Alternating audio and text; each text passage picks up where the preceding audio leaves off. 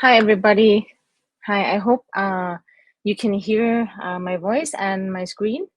Right now, actually, like I haven't like projected the screen yet, so I'm just testing. Yeah, I hope everything is okay. Sound checks and yeah. So, okay. Hi, everybody. I'm so excited to be here. My name is Suvita. Suvita Charanwong. My last name is a long one, so you can stick with the first name, Suvita. And I'm from TELLSCORE, an influencer marketing platform. Yeah, basically, right now, the fact that I'm so excited is because I'm on the other half of the world. I'm in Thailand right now, so this is a very exciting moment, for me. And for those of you who still have time, maybe I'm gonna hang out after the backstage after the 30 minutes is over, and yeah, we can pretty much hang out. So let me share the screen right now.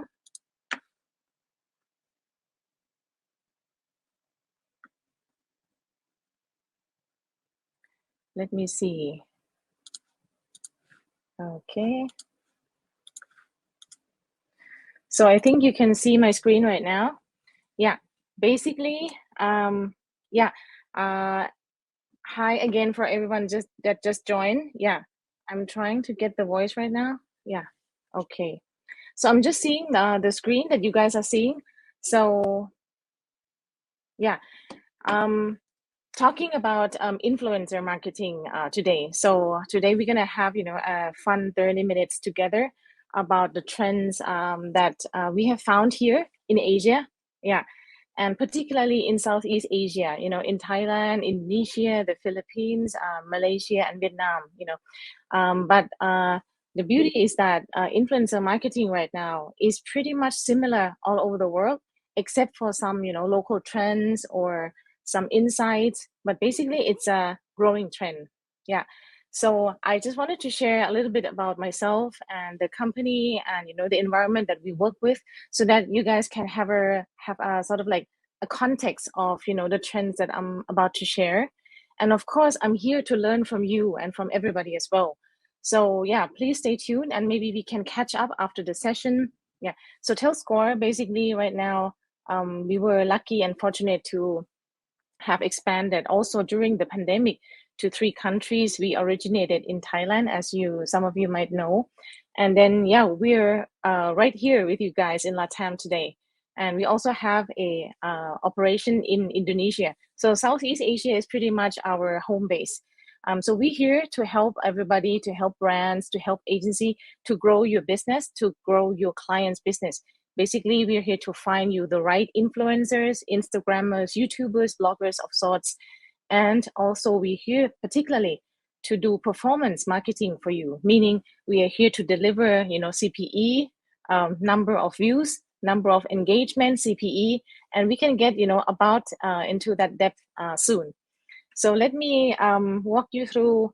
I'm going to play you a video which is silent because I'm going to walk you through some of the things that. So this is the platform. This is our software. I'm just gonna show you how we, send jobs to influencers.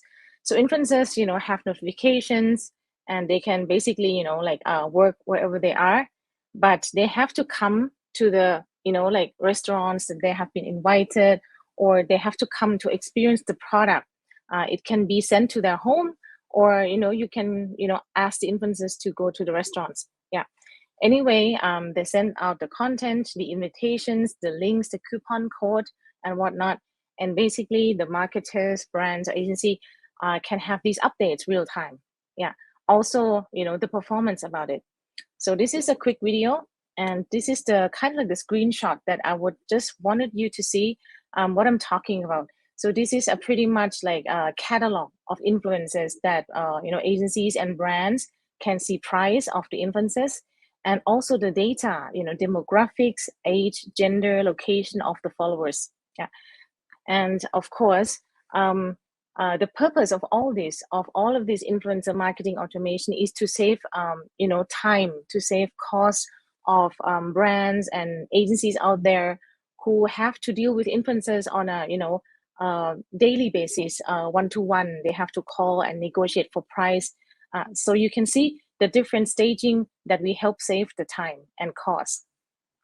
Yeah, a little bit of the background about where we're coming from as an influencer platform is that we do not only create video reviews, but we have come far from that. I think the whole economy has come far. It's not just myself here in Thailand, in Southeast Asia, but there are thousands of influencer platform these days, and we are all talking about the same thing. I think in a nutshell, we're not competing each other because the economy has just really started 4 to 5 years ago, but we are like also starting to talk about performance marketing, about really generating like hard traffic to your e-commerce store or to your physical store. We're talking about click conversions. We talk about brands that can do branding with always on content, or even a one-off campaign for smaller businesses. So you can see it's not just about video reviews, and all of these are helping brands to grow, helping company to sell their product and services, and help agency to save time and save effort in delivering better performance for your clients. Yeah, so I'm here to talk about like a couple of trends. We have here prepared like about 10 trends. So let's get started. Yeah, so the first thing, I'm gonna really wanted to address this fact that look at on the left side. Yeah, you can see the growth, right? So this is like 40% growth year on year for Asia Pacific influencer marketing market. So the economy is actually like booming 40% year on year. And it is not just like Asia Pacific. I have checked, is actually like everywhere in the world. It's in Latam, it's in the America, it's in Europe, it's in like like North Asia. So it's good news for all of us.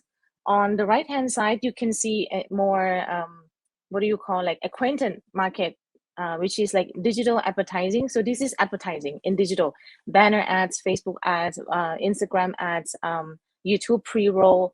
Yeah, you know what I mean. So this is just the idea of the data that is growing for both of the sectors. You can see that influencer marketing has a higher growth, yeah, because it's emerging, it's coming up, it's rising up, and it is an exciting time to be in this industry right now. And the point of this slide is actually to remind us both, both the brands and the influencers, that influencers actually cannot work alone. We have to work with media, because influencer content is basically a content, right? It's a production, yeah. So if you let it be organically on influencer channel, that's fine, but it is better, and you can actually like promise sales and conversions, which is actually really demanded in the past 24 months. And that is why I'm here. We're talking about the trends of now and the trends of upcoming. So organic content is going to move away, and like activated content, activated by media boost, is actually coming in hard.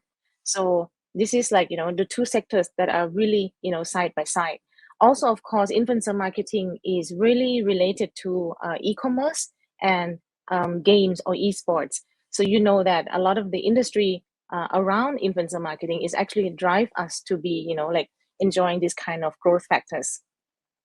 Another fact coming in quick is the number of engagement that the micro influencer has in a higher percentage. Yeah, so you can see on in the table, whether it be Instagram, YouTube, TikTok, micro influencer has 2 digits on an average across the board engagement rate, whereas the bigger influencers or macro influencers, such as 500,000 or millions and up, has about like 1 digit or to 5 up to 5% engagement rate. But the reason I'm showing this slide is actually, again, we need to understand the application of both. So it means that when your product is new, you actually are better to work with macro or big influencers, because you need awareness. See, you can see the seesaw figure underneath the table. It means that whatever in the market of advertising, communication, PR, when one of the side has a higher engagement rate, the awareness of that medium is low.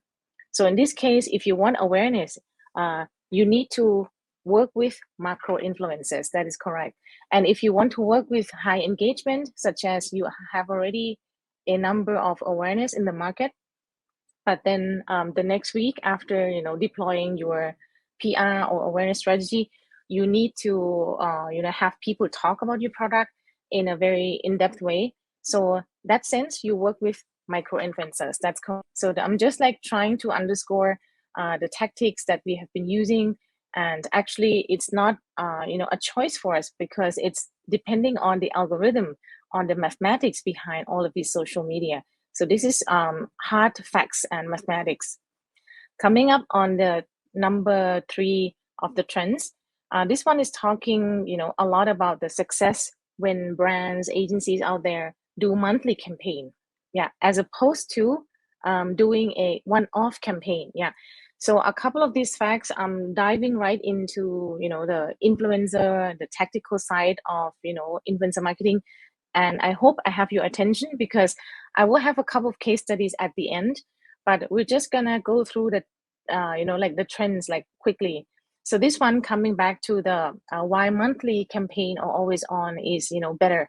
A better way of ensuring that your, return on investment per year is better.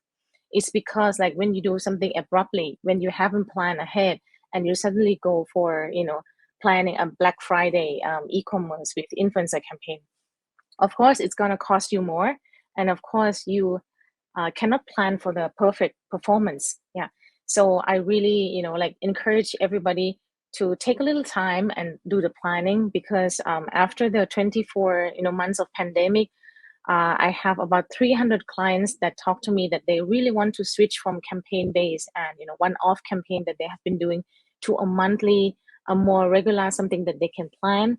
So in a year, we really prove they save the cost and they heightens their performance like on every campaign. Coming up next, this is an interesting trend. And I think we have been talking about micro influencers for how many years now? Maybe 3 years. So somebody out there, please tell me in LATAM, how is it? But the fact in Asia right now, especially in Southeast Asia and Asia Pacific, is that the market hasn't really realized the, micro influencer yet. I think it's in the past 2 years during the pandemic, when everybody wants to save costs. So they are trying to explore some more medium and really, coming out of their textbooks and really using micro influencers in a practical campaign. And what we see is the increase of the popularity. So per one macro influencer in a campaign, average using to work and collaborate with 2 micro influencers. So it has, actually has grown 8 times, right? Right now there are 16 micro influencers to accompany 1 macro influencers in a campaign. And this is an average number in about like 4 to 5 countries, meaning that in this way you save costs and you heighten the performance again. So brands and marketings and agencies are working with micro influencers in a way that they used to work with media, meaning that it's an expanding result. It expands the result of the macro influencers. So the takeout is very an exciting news to us, and the numbers like 1 per 16 is very meaningful. Also, when you run a campaign, you will see the difference in the cost. I'm going to jump to the next slide. We are really rushing through time, but I have really specifically prepared you guys this slide today. So this one is talking about media boosting. So pardon if my language of boosting media, I learned that somewhere somebody has teach me that in LATAM, people don't call like media boosting. But media boosting is basically when you buy ads to boost like a post on Instagram or on YouTube. So I'm not sure the lingo, but basically I think right now we have an understanding. And I'm going to talk about it that on the left-hand side, you can see that I have put an arrow on the channel. So when you boost a core audience, this is what you boost. You expand the post to be seen by the audience that looks alike the follower of that Instagrammer, of that influencer. So this one is called like a kind of mass audience. The advertising is going to be cheap. You're going to reach a lot of people, but the quality of people might not match your target. So what do? On the right-hand side, which is not so much done, is called custom audience boosting. So this is a very unique technique. It has been around about, longer, like maybe 3 to 4 years. But I think the latest feature of really, harnessing the audience that have actually really engaged in your content, in your product in particular and different ways has just been realized. You are going to target with this type of advertising only the ones that have liked your content and your product through these influencers. So it is a very niche and vertical audience. So what do you get? You get a higher per media cost, but you get the right target. So this is the way that brands worldwide are celebrating when you want to push from just posting nice image of Instagrammers to become really sales conversions. Yeah. So on the first week, once you launch the influencer post, you do the core audience, right, to get the size of the audience, and the next week you do the custom audience where you can actually really zero in on the target. Yeah. So this is an example, and we have tried, and this is like I bet these slides can be shared to you once the slide is over. I have done a little bit mathematics for you guys, and this is what it came out. So just by boosting 300 US dollars, you actually like get 4.5 times the performance. Yeah, so it performs 4.5 times better. So if you want reach, you can see the scenario, you get about like less than 40,000 reach. And on the scenario 2, you get almost like 180K reach, right? With only a topping of 300 US dollars media on top of the influencer content. So you can see now that influencer content and media boosting is hand in hand. And this is how you do it. You do it with custom audience. I might go a little bit quick, but this is our next trend already. We have seen worldwide that brand is already collaborating with brands. You can see high brands such as Gucci collaborating with a Japanese manga character, a cartoon character, and it has been sold out even in Thailand. This has been like such an amazing collaboration, and on other things too. But truth be told, we haven't seen enough influencer collaborations with influencers, and that is going to be seen much, much more in 2022 onwards, because in social media, 1 + 1 is always more than 2. Yeah, influencer will enjoy, and brands will also enjoy the more creative kinds of content. The influencers themselves will gain more followers from the cross collaboration. Coming up next is kind of like a checklist, a 10 checklist of what to do for brands. What types of activities do you can operate with influencer marketing? I want to focus myself on the right hand side, which is for the conversions, because right now conversions, right?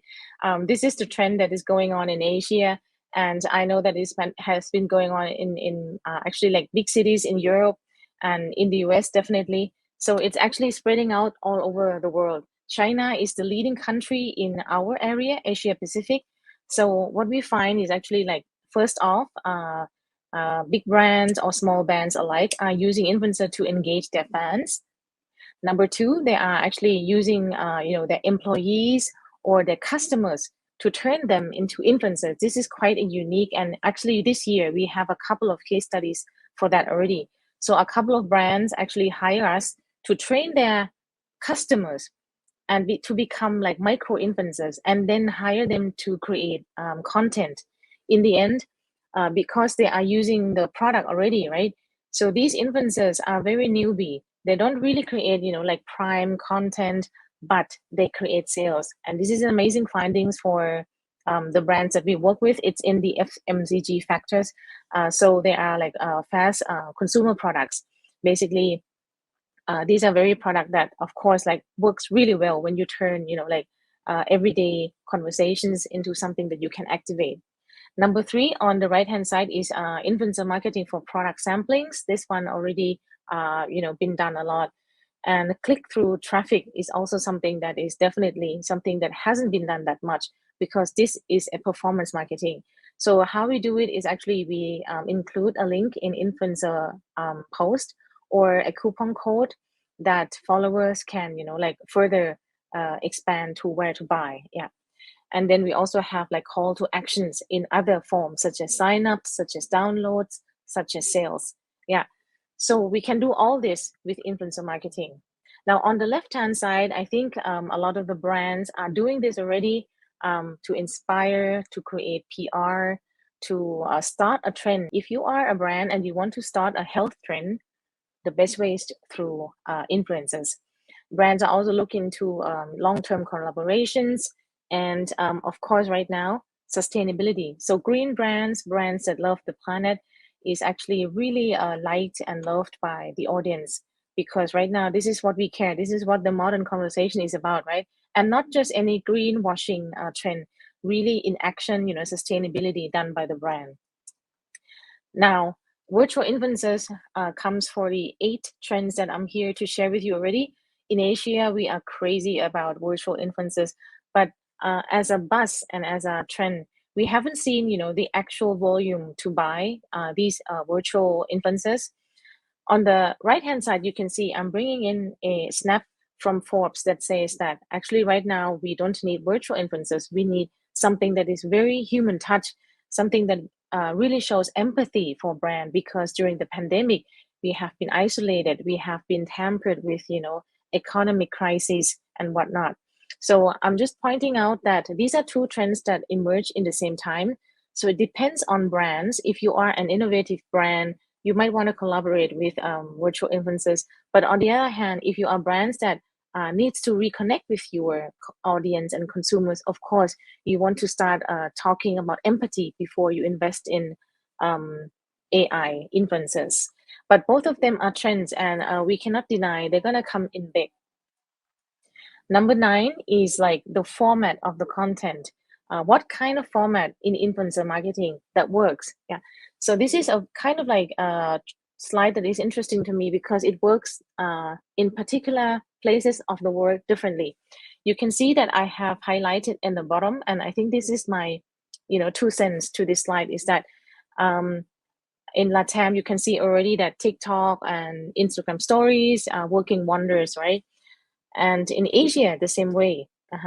But what happened is that this pandemic situation has stirred the brands and agencies and customers out there to be excited about live. Because I'm gonna show you the next slide quickly. Because this is what happens in China. Because China is kind of like the mega trend around here, right? So what China does is like creating a market size for live selling influencers in a huge scale. So these influencers are, like performing live and, selling, explaining the products in real time, being on air 12 to 14 hours. They don't really go to sleep. They don't go to, have lunch. It has become like a phenomenon. So we're not quite sure what it takes us. But to come back to the current trend in Southeast Asia, the market is still giving too little a commission for the influencers, so the market doesn't really pick up yet. But for the China market, they give up to 30% commission for those influencers who can sell the product. So it is a big incentive for influencers. So I'm just like, showing around the world what is happening, and you can, make informed decisions. As far as my concern is that TikTok or YouTube has done a great job on conversions. Instagram stories, Instagram video has done a great job on conversions. Yeah. So please keep doing that. And as you can see in the gray area, something that is very unique to Thailand is that we are very big on Facebook. So Facebook video and posts are actually the ones that brings us sales and conversions. So it's just like something that we talked about. Yeah. And then coming up on the last trend, but not the end of my slide, is the 5 challenges that brands, still have working with influencer marketing. So truth be told, who has time to plan, right?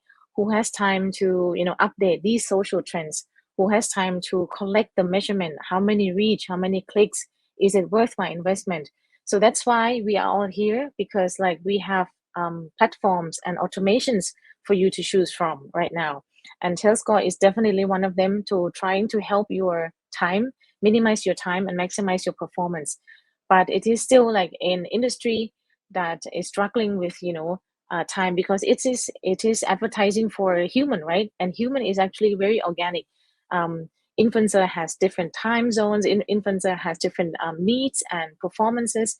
So all of these can be helped by, like your agency or by an influencer platform such as this one. Yeah. So I still have about 10 minutes. So I'm going to show you a little bit like, that was like hard facts, right? I'm going to show you a little bit what we do in Southeast Asia. So this is the kind of like 12 tribes or influencers categories, food categories, entertainment categories, beauty categories. And what we do in Thailand is that we are really, bringing together big platforms such as TikTok, such as government organizations, to really come up with a platform to regulate influencers, to do media ethics, and also to identify talents. Especially the micro influencers down here is very looked after, is very sought after. So this is how we do it, how we build the community. A small video. Once again, I'm gonna turn on the voice right now.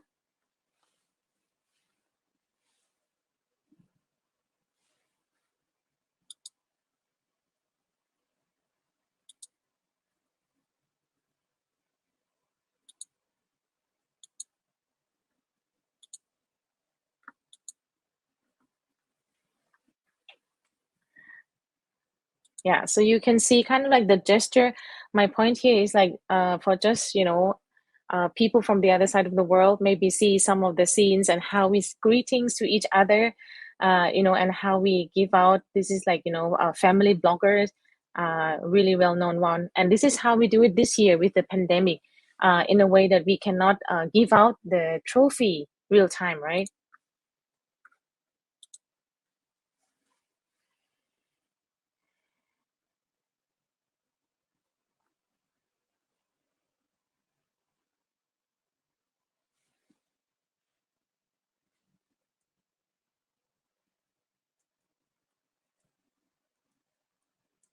Okay, so that's about like, just an idea of, what's going on in this side of the world. As I mentioned, like media ethics is also very, very important. So we have like kind of like the pro bono side of the, the business, the economy, that we work with a couple of universities, and really, work hard on that to draw up curriculum for the youngsters, YouTubers to really know, how to create content, how to do safe storytelling, and for them to have brand safety. And this is how also we get and recruit influencers, because they know what we're doing, and we trust them and they trust us.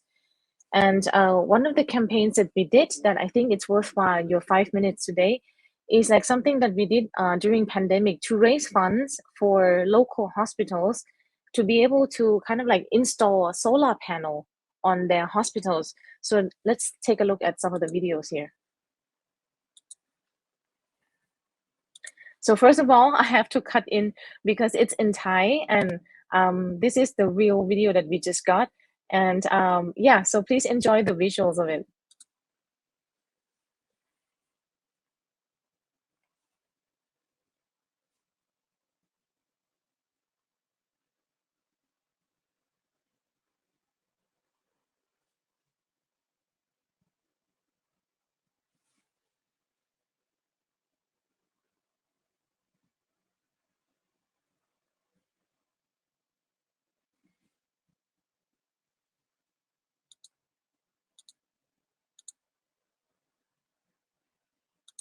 So we bring influencers, and actually they are probably bigger than influencers. Some of them are stars, some of them are kind of like singers, talents, artists, and we bring them to actually talk to the deputy director of each local hospitals throughout 77 provinces in Thailand, and we create this great content and explain, why do they need the help for which sector, for which what do you call health area that they need to improve in which hospitals, in the particular hospitals. Yeah, so it has been a great journey, and we couldn't do it without influencers. I would say in my career of 22 years, we have worked with publishers, we have worked with news anchors, we have worked with like talents, but none of them are like influencers, because they really have and they really know their audience, and the audience really trust them. So whenever they say, and especially with messages like this, that it has such a positive impact on the social level, people are really joining in. It is amazing to say that a country like Thailand, we are still, struggling with poverty, truth be told, right? But in this time of pandemic, who would actually care to actually donate for hospitals when they themselves actually have not enough already? So this is something that we are so proud of. We were able to raise and install up to 12 hospitals with solar panels, and they are now 25 years free of electricity bills. Yeah, so this is what influencers can do. I am running out of time, so this is the same campaign, but I wanted to show you a little bit on the commercial side as well.